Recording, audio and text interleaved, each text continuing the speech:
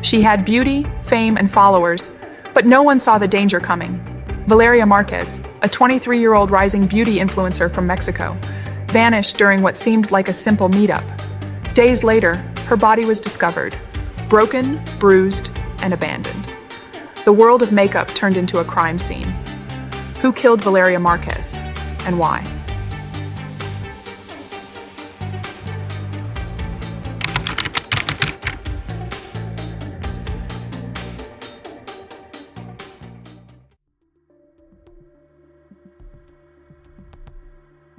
Valeria Márquez wasn't just another influencer.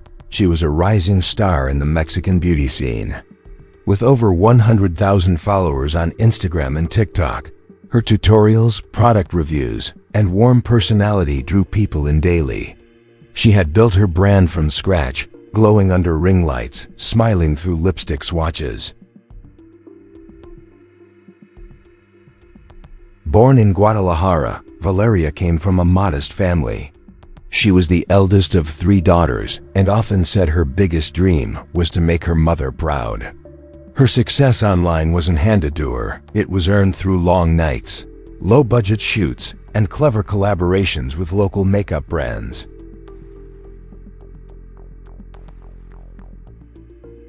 By 23, Valeria had already secured sponsorships, worked runway shows in Mexico City, and was negotiating a cross-border beauty collab with a company in Los Angeles. Her followers adored her energy. She was bubbly, authentic, and had that rare mix of charm and confidence. But like many young women in the spotlight, Valeria had also attracted attention she didn't want. There were jealous peers, obsessive fans, and strange messages in her DMs. Some were harmless, others, not so much. She brushed them off, telling friends, "It comes with the job." On August 7, 2023, Valeria posted what would be her final Instagram story. It was a boomerang of her doing her hair in a mirror. Captioned, "Big day ahead." Her makeup was flawless, her tone excited. She never mentioned where she was going or with whom.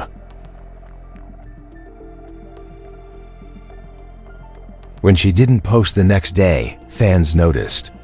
Valeria was consistent, always active. By the second day, her closest friends were calling her phone. It rang endlessly. Her mother reported her missing that afternoon, telling police, "She never disappears without calling."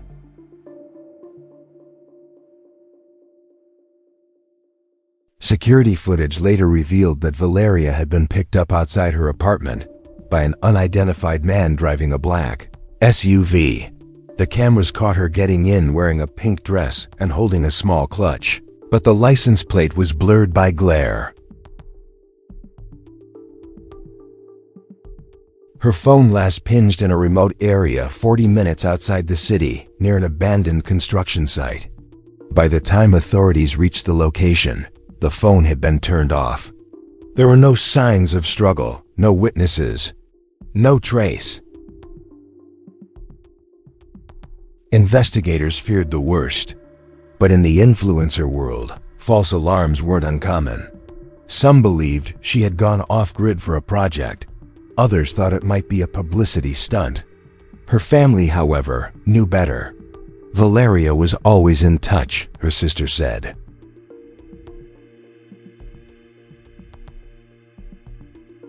On the 4th day, hope faded.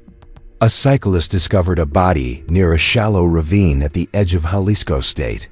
It was partially hidden by trash and shrubs. The police arrived within the hour. The scene was gruesome: bruises, broken nails, and torn clothing. The body was soon confirmed to be Valeria Márquez. Her signature nose ring and butterfly tattoo were enough for initial identification. Forensics later confirmed it fully. She had been beaten and strangled. There were defensive wounds. She had fought for her life. News of her death shocked the internet. Fans flooded her social media pages with tributes and disbelief. Hashtags like hashtag justice for Valeria and hashtag Valeria Márquez trended within hours. Mexico's media picked up the case, and soon it made international headlines. Police began canvassing her digital life. DMs, emails, calls, all were scrutinized. They found dozens of messages from a persistent admirer, one who had messaged her more than 300 times in 2 months. His tone shifted from admiration to desperation.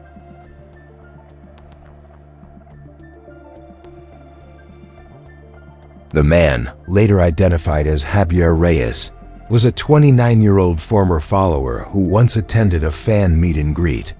He had never met Valeria personally, but he had been obsessed with her since 2021. Friends described him as quiet, odd, and intense. Screenshots showed that Valeria had blocked him multiple times. He made new accounts. Some messages praised her beauty. Others begged to meet. In the last weeks before her death, he messaged, "I know where you live. You can't ignore me forever." Despite the digital trail, Reyes had gone dark. His apartment was empty. Neighbors said he vanished 2 days before Valeria's body was found. Police began a manhunt, issuing an arrest warrant and notifying border checkpoints. But what disturbed authorities most wasn't just the obsession, it was what they found on Reyes's devices. Deleted video clips, saved images of Valeria's apartment building, and a screenshot of her final Instagram story. He had been watching, waiting. For Valeria's family, the grief was unbearable. She had so many plans, her mother cried on national TV. She trusted too easily. She thought no one would ever hurt her. Her father held a framed photo during her funeral, unable to speak. The influencer community in Mexico responded loudly. Fellow content creators rallied for stronger laws around digital harassment. They called for platforms to protect female creators better. Some canceled events in protest. Others launched donation campaigns in Valeria's name.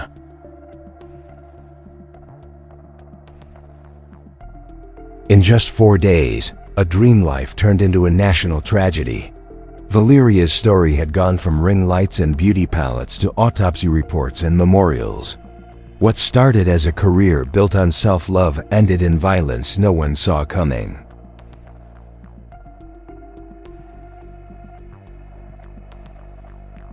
The digital investigation became the heart of the case. Valeria had left a large digital footprint: messages, comments, collaborations, meets.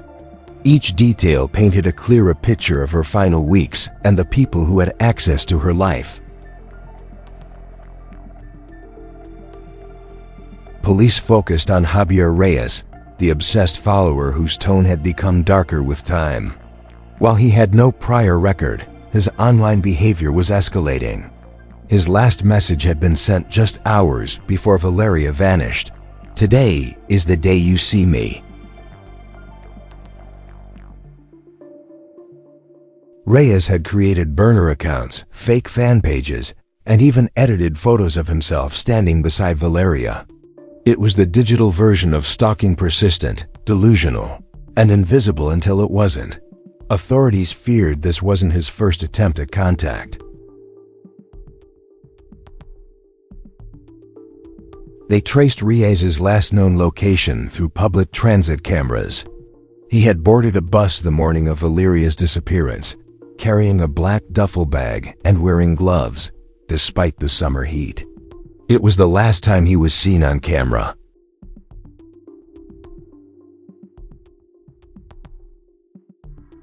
Meanwhile, Valeria's family was battling more than just grief.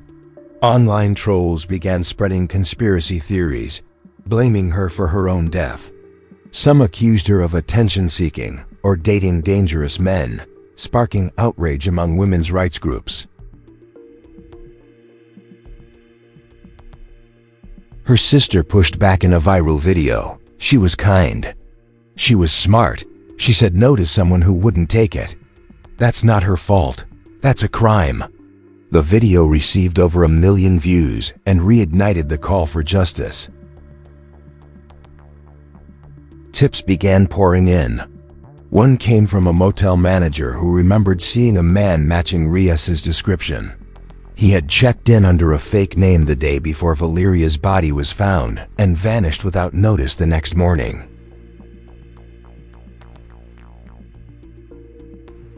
Police raided the room. Inside, they found cigarette butts, a half-eaten sandwich, and most chilling, a piece of fabric with makeup stains that matched Valeria's final look. It was clear Reyes had taken her there. She may have still been alive at the time. Forensics confirmed the worst. Hair fibers, blood traces, and a partial print belonging to Valeria were found in the room. The crime scene suggested confinement, a struggle, and ultimately, a killing carried out in silence. News outlets began referring to Reyes as the shadow follower. His name became synonymous with obsession and femicide, a growing crisis in Mexico, where hundreds of women vanish or are killed yearly, often without justice. Authorities issued international alerts. With help from cybercrime units, they traced his last phone activity to a rural internet cafe 3 hours north. But by the time they arrived, Reyes was gone again, leaving only browser history behind.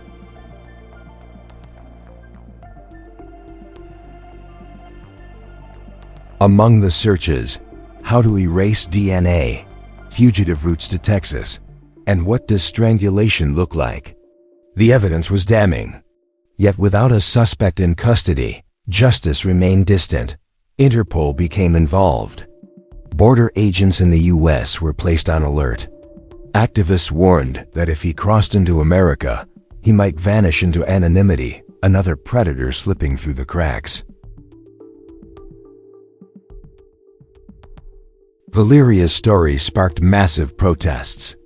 Thousands marched in Guadalajara holding candles, posters, and signs reading, "Ni una menos," not one woman less. The city's main square turned purple and white in her memory. At the same time, social media erupted in digital remembrance.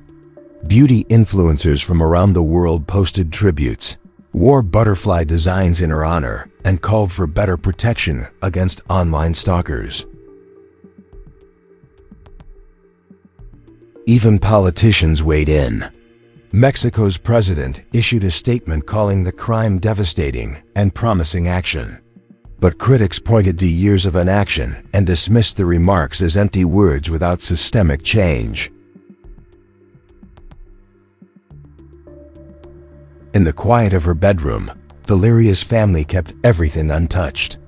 Her vanity was still covered in brushes, palettes, and lipsticks. Her last makeup design, a neon pink and gold look, was saved on her tablet, never posted.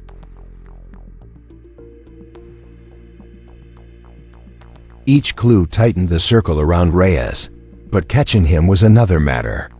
He was no longer just a suspect, he had become a ghost, lurking somewhere out there, carrying the weight of a murder that stunned a nation.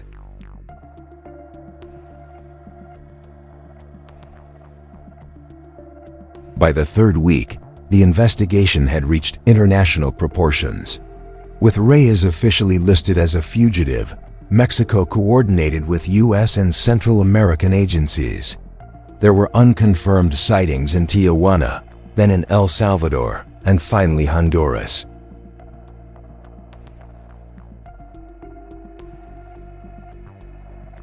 Back home, Valeria's parents were living in limbo, trapped between mourning and waiting. "We can't rest until he's caught," her father said, clutching the last photo taken of his daughter. Her smile in the image haunted him. Interpol red notices were posted across Latin America. Posters with Reyes's face were placed in airports, bus stations, and on social media. Anonymous tips came in daily, most leading nowhere, but the momentum never stopped. A breakthrough came from an unexpected place. A Honduran backpacker reported a suspicious man staying in a jungle eco-hostel outside San Pedro Sula. He kept to himself, spoke broken Spanish, and wore gloves even in the heat.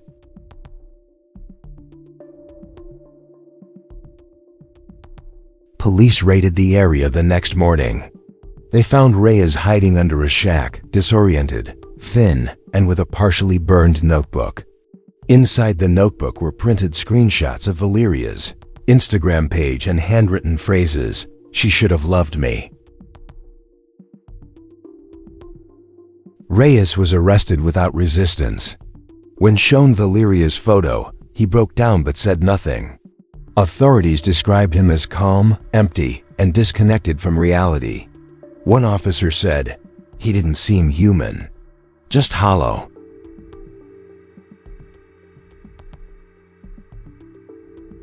Extradition began swiftly. Within 2 weeks, Reyes was flown back to Mexico under heavy guard. Crowds gathered at the airport, some cheering, others furious. Cameras flashed as he was led away in handcuffs. At the first court hearing, Reyes said only one word: guilty. His lawyer claimed mental illness, but prosecutors weren't convinced. The evidence, digital, physical, and forensic, was overwhelming. The case would go to trial. Psychiatrists evaluated Reyes and found signs of narcissistic delusions, obsession, and extreme possessiveness. He believed he was meant to be with Valeria and saw her rejection as betrayal. It wasn't love. It was control.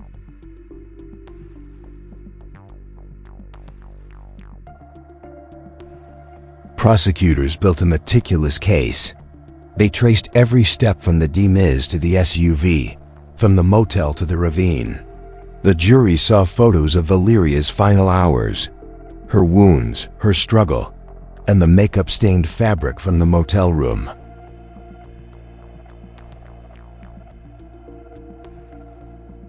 Valeria's mother testified through tears. She was so trusting. She never thought someone would turn love into punishment. The courtroom sat in silence. Many cried. Some couldn't bear to look at the screen showing the final scene. Reyes was convicted of first-degree murder and femicide. He received a life sentence without the possibility of parole. The judge called the crime an act of evil obsession that can never be undone.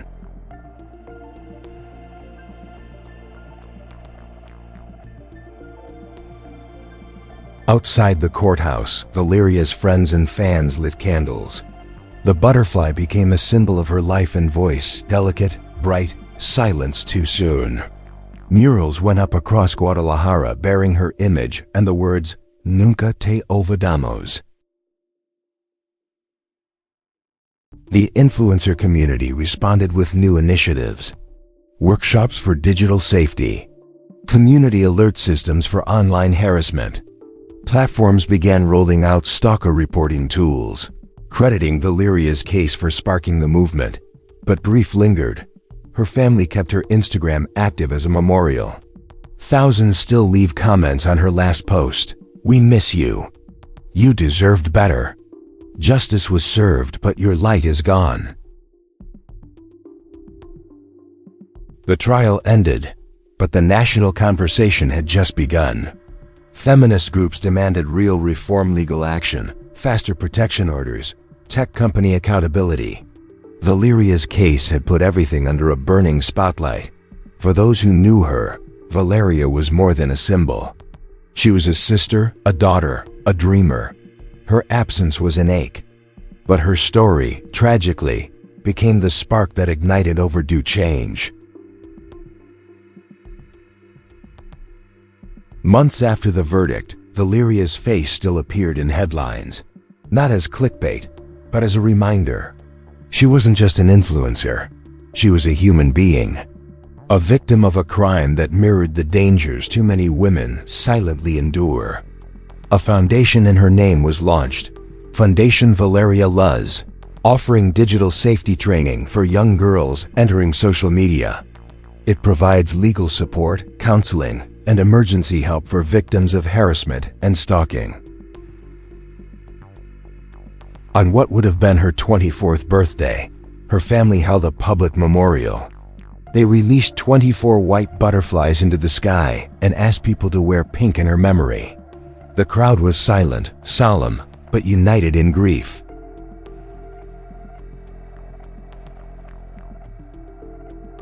Her story became a Netflix documentary proposal. Journalists, activists, and even fellow influencers contributed. The aim wasn't fame, it was education. To teach others the red flags Valeria's killer displayed before it was too late. University seminars on media safety now cite her case. Lawmakers pushed forward a bill called Ley Márquez, designed to criminalize repeated online harassment as a formal legal offense with mandatory investigation protocols.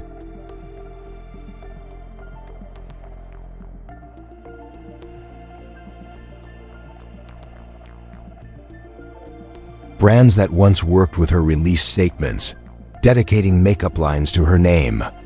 A popular lipstick shade, Valeria Pink, sold out in 48 hours. All proceeds went to her foundation. But beyond the symbolic gestures, the emotional toll remained. Her parents visited her grave weekly. Her bedroom stayed untouched. Her younger sister said, "Some mornings, I still wait for her to walk in holding a new makeup palette." Valeria's life was a celebration of self-expression. Her death became a battle cry. From the glitter of influencer life to the darkness of obsession, her journey exposed how fragile safety can be when fame and danger intersect. Her followers didn't forget. They carried on her tutorials, reposted her videos, and added hashtags like #Valeria lives on to every beauty post. Her digital presence, though frozen, still inspired.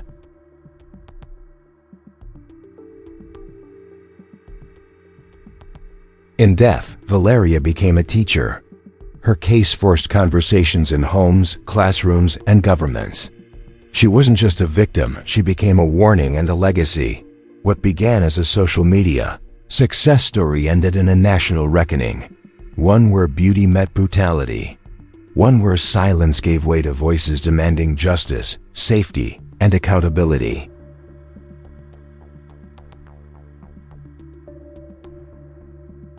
Her killer now fades behind prison walls, but her influence, ironically, has never been louder. She changed the system, even in her absence. Valeria's light was stolen, but not extinguished. It lives in every girl who dares to be bold, to be seen, to be safe. And so her story is told not as a tale of tragedy, but of power. Of how one woman, without meaning to, forced a nation to look directly at the violence too long ignored. Because beauty, no matter how bright, deserves protection. And Valeria deserved to grow old without fear, without silence, without danger. Her story now belongs to all of us.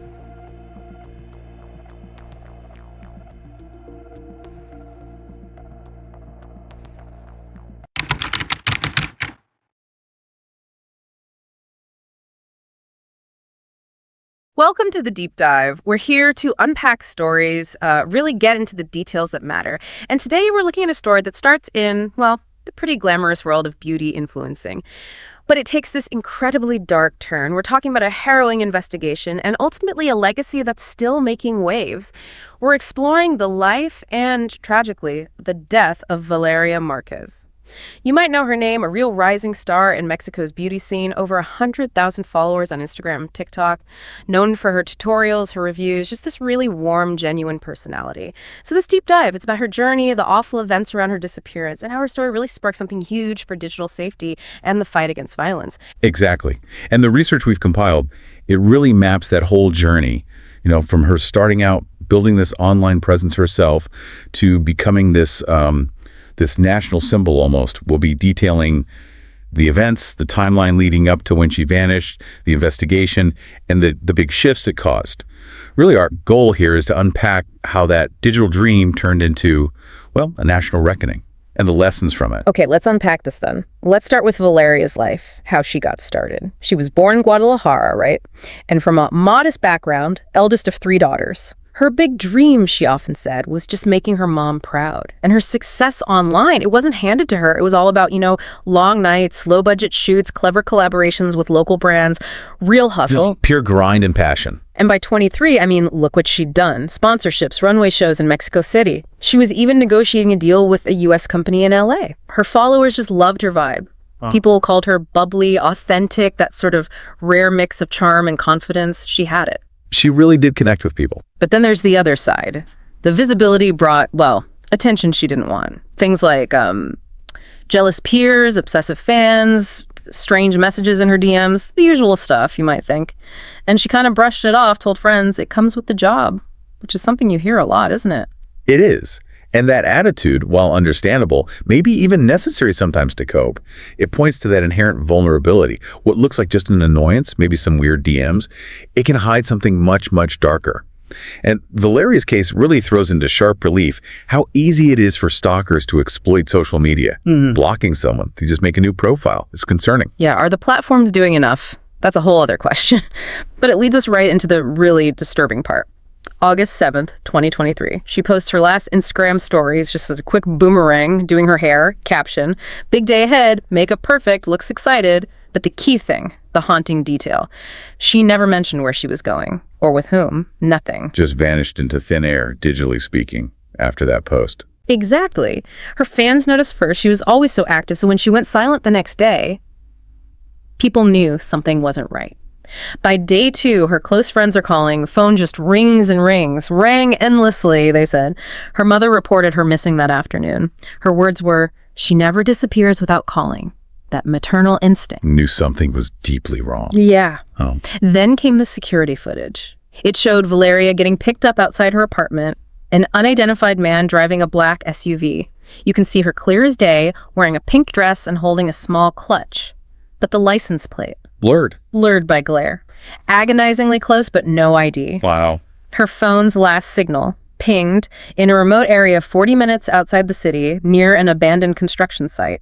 Just silence after that. The phone had been turned off. And when they got there? Nothing. No signs of struggle, no witnesses, no trace. Gone. Wow.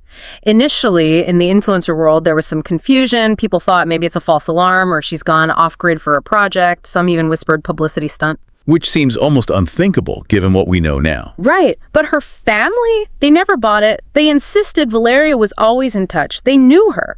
This wasn't her. And this really highlights that conflict, doesn't it? How the online persona, the curated feed, can sometimes obscure reality in a crisis.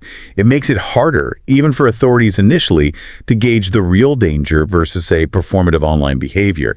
Those first hours are so critical. Absolutely critical. And then on the 4th day, the hope just evaporated. A cyclist out near the edge of Jalisco State found a body, partially hidden near a shallow ravine. Oh, no. Police arrived. The scene was grim. Bruises, broken nails, torn clothing, just awful. And it was her? Initial ID was her signature nose ring and butterfly tattoo.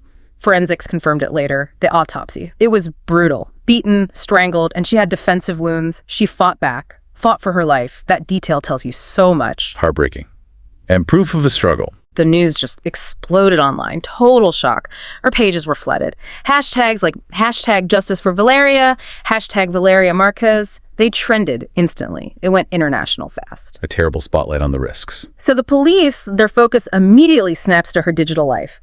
DMs, emails, calls, all were scrutinized. Yeah. And this wasn't just reading texts, right? This was deep digital forensics. Trying to recover deleted stuff, trace IPs, the works. Building that digital timeline. Exactly. And that's how they found him, or found the messages initially. Dozens of messages from a persistent admirer.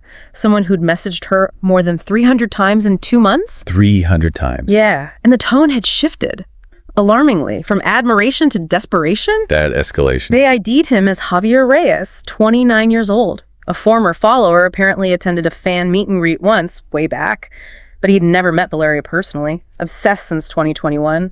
Friends called him quiet, odd, and intense. Hindsight, right? Classic red flags, sadly. When his persistence, Valeria blocked him multiple times. He just kept making new accounts. It's terrifyingly easy. It really is. Circumventing the tools meant to protect. His messages were all over the place, sometimes praising her, other times begged to meet. Yeah. But then, weeks before she died, he sent, "I know where you live. You can't ignore me forever." Chilling.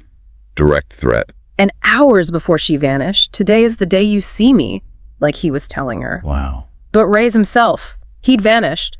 Police checked his apartment 2 days before Valeria's body was found. Empty. Manhunt was on. He knew they'd be coming. It seems like it. But the most disturbing find was on his devices. Police recovered deleted video clips, images he'd saved of her apartment building, even a screenshot of her final Instagram story. He was watching. Planning. He'd have been watching, waiting. Just terrifying. That digital footprint, though, it became the core of the case. Was it straightforward for the investigators, though? Or was the sheer amount of data a nightmare? That's a really good point. It was absolutely central, yes. Yeah. It painted that picture of his escalating obsession, her final weeks. But straightforward? Definitely not. You're talking about massive amounts of data, different platforms, encryption, deleted accounts, maybe international servers.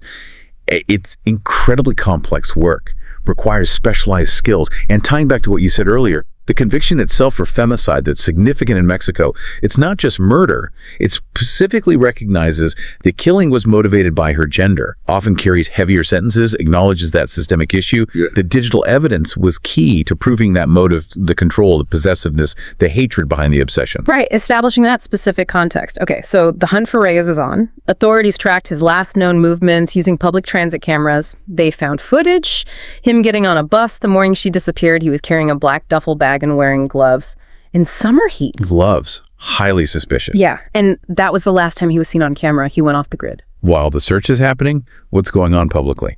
Well, there was this ugly side online. Trolls spreading conspiracies, blaming Valeria, saying she was attention-seeking or somehow responsible. Just awful stuff. Victim blaming. Sadly common. But her sister fought back, posted this incredibly powerful video that went viral. Over 1 million views. She said she was kind, she was smart, she said no to someone who wouldn't take it. That's not her fault, that's a crime. Just cut right through the noise. So important to hear that. Then came a breakthrough, a tip from a motel manager. Remembered a guy matching Reyes's description. He checked in under a fake name the day before Valeria's body was found, and then just vanished the next morning without checking out. Just in a hurry. Police raided the room, and they found it. Cigarette butts, a half-eaten sandwich, and the clincher. A piece of fabric with makeup stains that matched Valeria's final look. Oh, wow. Direct link. Forensics confirmed it all. Hair fibers, traces of blood, even a partial print belonging to Valeria. The room told a story of confinement, a struggle, and ultimately a killing carried out in silence. He likely killed her there. That's what the evidence strongly suggested. The media started calling him the shadow follower. His name became instantly linked to obsession and femicide. It really put a spotlight on this crisis in Mexico, where so many women vanish or are killed, often with no justice. A systemic problem brought into sharp focus by one case. An international alert went out. Interpol got involved. They started tracking his digital crumbs again activity in rural internet cafes. His search history was damning. Things like how to erase DNA, fugitive routes to Texas, what does strangulation look like. He was practically outlining his crime and escape. Leaving a digital trail even while trying to hide. Then another break. A backpacker in Honduras reported a suspicious man at a jungle eco-hostel near San Pedro Sula. This guy kept to himself, spoke broken Spanish, and wore gloves even in the heat. Sound familiar? That's him. The gloves again. Police moved in fast, found Reyes hiding under a shack. He was disoriented, thin, had a partially burned notebook. What was in it? Printed screenshots of Valeria's Instagram page and handwritten notes, things like, "She should have loved me," just pure delusion. Completely detached. He was arrested without resistance, appeared calm, empty, totally disconnected from reality. So they got him. Yep. Extradited back to Mexico.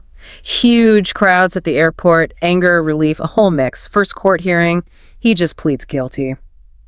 His lawyer tried the mental illness angle, but the evidence, digital, physical, forensic, it was overwhelming. Hard to argue with that mountain of proof. Psychiatric evaluation confirmed it wasn't about love. It found narcissistic delusions, obsession, extreme possessiveness. He thought he was meant to be with her. Her rejection was betrayal. The report stressed it wasn't love, it was control. A critical distinction. Control, not affection. The trial was swift, given the plea and evidence. Convicted of first-degree murder and femicide, sentence, life without the possibility of parole. The judge called it an act of evil obsession that can never be undone. And that conviction, grounded in that femicide charge and built on that digital evidence trail, it really underscores the power of thorough investigation and international cooperation. It showed how these digital breadcrumbs can be absolutely vital in achieving justice, even across borders, a complex case needing that coordinated effort. So the trial ends, but Valeria's legacy, that's really just beginning, isn't it? The butterfly, her tattoo, it became this symbol. Delicate, right, silence too soon. Murals started appearing in Guadalajara.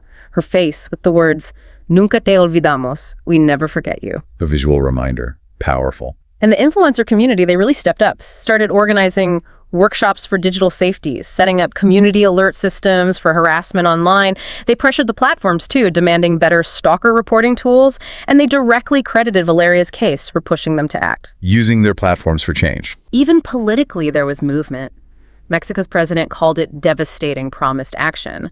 Although critics fairly pointed out years of inaction on violence against women, but it fueled huge protests. People chanting, ni una menos, not one woman less, a familiar, powerful cry. Keeping the pressure on. And then the Foundation Valeria Luz launched, in her name. It offers digital safety training for young girls just starting on social media, plus real practical help, legal support, counseling, emergency help for victims of harassment and stalking, tangible support. A living legacy, directly helping others. On her 24th birthday, what would have been her 24th, they held a memorial. Released 24 white butterflies, people wore pink, just quiet remembrance. Beautiful tribute. Her story kept spreading. Talk of a Netflix documentary, universities citing her case in media safety classes. And that proposed law, Valeria Márquez, that aims to actually criminalize repeated online harassment as a formal legal offense with mandatory investigations. That could be huge. Real teeth for online stalking laws. That's crucial. Brands got involved too, symbolically. Makeup lines dedicated to her. A lipstick shade, Valeria Pink, sold out in 2 days. All proceeds to her foundation. Her influence spreading in different ways. But beneath all that, the family's grief. It's still there. Her parents visit her grave every week, her bedroom, untouched. Her little sister still kind of expects her to walk in, holding a new makeup palette. It's heartbreaking. The personal loss never fades. In death, though, Valeria really became a teacher. Her story forced conversations. In families, schools, government halls, she's a warning and a legacy. Reyes, he fades behind prison walls. But her influence, ironically, is louder than ever. Expert, how does one person's tragedy really force that national confrontation with issues like femicide and digital safety? And what's the ongoing pressure on tech companies now? Well, I think connecting it to the bigger picture, Valeria's story became impossible to ignore. The combination of her visibility as an influencer, the horrific nature of the crime, and the clear digital trail. It crystallized the issue for so many. It moved beyond statistics and became a human story that resonated deeply. This forced a national conversation that went beyond just outrage. It led to tangible demands. Demands for legal reform like Valeria Márquez, yes, but also intense pressure on tech platforms. The question now isn't if platforms have a role, but how they implement safety by design, how they respond faster, how they cooperate better with law enforcement, and how laws can actually keep up with the tech. It's an ongoing push for accountability. Valeria Márquez. Her journey started with sharing beauty and authenticity online, finding incredible success. But it ended as this tragic symbol of the dangers that absolutely exist in that same digital space. Her story is just this stark reminder of how thin the line between fame and danger can be, how fragile safety is. Her life was about self-expression, connection, and now her death is this powerful call for justice, for safety, especially for women online. Her light was stolen, definitely, but it wasn't put out. It shines on in the changes she's inspired. So it leaves us with the thought, doesn't it? As we all live more and more of our lives online, what's our role? As users, as platforms, as a society, how do we spot those red flags of digital obsession? And how do we act before it spills into real-world violence? How do we build online spaces that celebrate creativity and connection? Yes, but where safety and respect are non-negotiable for everyone. That's the question Valeria's legacy really asks of all of us. Thank you for joining us on this deep dive.